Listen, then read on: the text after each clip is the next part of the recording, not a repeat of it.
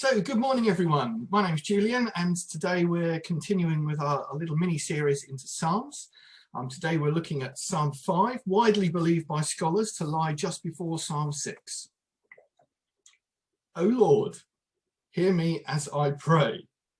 Excuse me. Pay attention to my groaning, listen to my cry for help, my King and my God. For I pray to no one but you. Listen to my voice in the morning, Lord. Each morning I bring my requests and wait expectantly.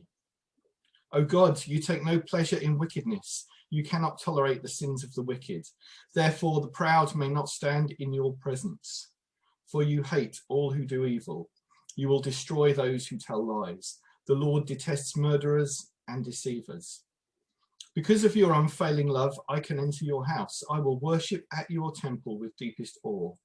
Lead me in the right path, O God, or my enemies will conquer me. Make your way plain for me to follow.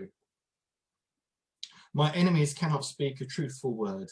Their deepest desire is to destroy others. Their talk is foul, like the stench from an open grave. Their tongues are filled with flattery. O God, declare them guilty. Let them be caught by their own traps. Drive them away because of their many sins, for they have rebelled against you. But let all who take refuge in you rejoice. Let them sing joyful praises forever. Spread your protection over them, that all who love your name may be filled with joy. For you bless the godly, O Lord, and you surround them with your shield of love. Now remember yesterday we looked at Psalm 4, and one of the points I drew out on was not sinning, not to be drawn into sin by letting your anger overcome you, and instead to ponder what God has done. So remembering your blessings in many ways.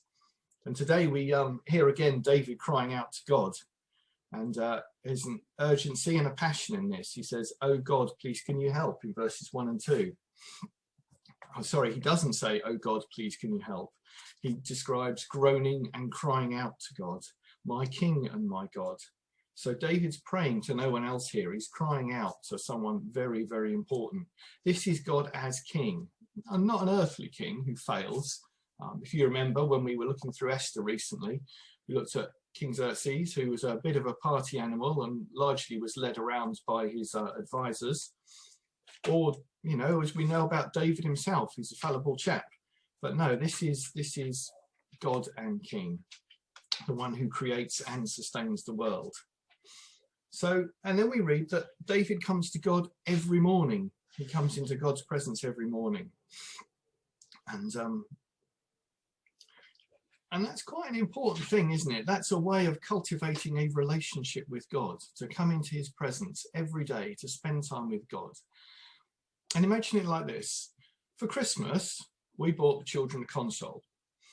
And most days since Christmas, James has been gaming for probably about an hour to an hour and a half a day. And then at the weekend, he said, "Dad, let me teach you how to play this game." And there was much hilarity because I don't operate the controls very well. I don't have the coordination to run, jump and slide as well as he does. And generally I lasted 2 minutes or less. So we sat down and worked it out. So since Christmas, about 45 days, an hour and a half a day. So James has probably racked up 60 hours worth of practicing.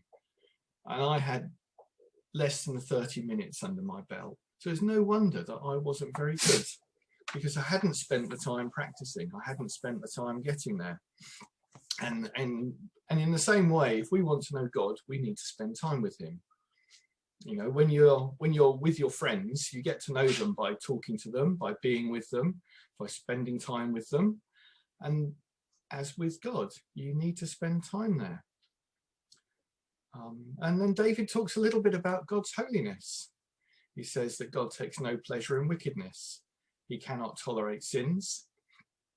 The proud people may not stand in his presence.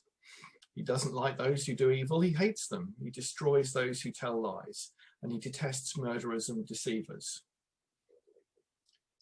Which, if we pause and honestly look at our own lives, that's possibly a bit of a harsh one for us, isn't it? You know, have you ever sinned against God? We're not dividing sins into good sins and bad sins and big sins and little sins. Have you ever sinned against God? Well, that puts you on a very, very serious naughty list, doesn't it? And then there's a glimpse of the gospel ahead here. David writes, however, because of God's love and action, I can enter into your presence. So that means God, the King and God that we talked about a few minutes ago, has reached out and allowed David to come in to meet with him each day. And I think at this point we ought to note who did what in this relationship. God allowed David in. So then in response to this, as in our response to God now, the response to this, David enters into the temple with awe and worship. And this is a daily thing, as we read. Every morning, David comes to God. So then, knowing that God will treat the wicked, David enters in for counsel. He asks God to help him. He asks God for advice. He says, can you put me on the right path? Please, can you make my way plain? And clearly in a difficult place, he then goes back to where he was before. And he talks a bit more about man's wickedness, about liars, about being bent on destruction. And he doesn't say, God, please, can you save these people? He actually asks for God's judgment. So this is a really strong prayer. This is a real crying out to God. He says, God, please, can you judge these people? And as we know from reading the Bible, God's judgment is final. And then as another reflection right at the end about being a believer, he says, let all who believe take refuge and rejoice. Now, refuge is a word that crops up a few times in the Psalms. God is our refuge, our safe place. Some time ago, as in half a lifetime, my brother and I were walking the north half of the Pennine Way. So we started at Hadrian's Wall and we went north into Scotland. And as we were going over the Cheviot mountain, the weather started closing in. So being a bit low on water, we elected to go down into the valley and camped not that far from the stream, but far enough away. And there was a tremendous thunderstorm overnight, you know. And when you're out and you've got two pieces of thin plastic between you and the elements, you notice when it's thunder, lightning, lashing with rain and high winds. And yeah, we did both wake up a few times in the night, but we did manage to sleep. And in the morning we woke up and the stream had risen by a good 20 centimetres. And as we climbed up out the valley back up to the Pennine Way again, we walked past the refuge. Now, there were people in there because they'd arrived a bit later than us after the storm had started. And they'd gone in and there were some supplies in there, but they'd had somewhere warm and dry. Well, they'd had somewhere dry and out of the winds to rest for the night, and they were both rested. Now, we're not looking at this kind of refuge, but it's an analogy here. It's a shelter. It's a point of safety where we can go to in the storms of life. And we need to remember that we can rest in God in the same way yesterday we looked at pondering as what God has done. So yeah, if you remember maybe when you're a child or not so young, when we sang songs, the name of the Lord is a strong tower, the righteous run into him and they are saved. And that's an important thing. So yes, from yesterday, ponder what goodness God has done, but also remember that God, David writes here, you bless the godly, O Lord, and you surround them with your shield of love. So that's an encouragement for us to draw near to God and to be in a safe place.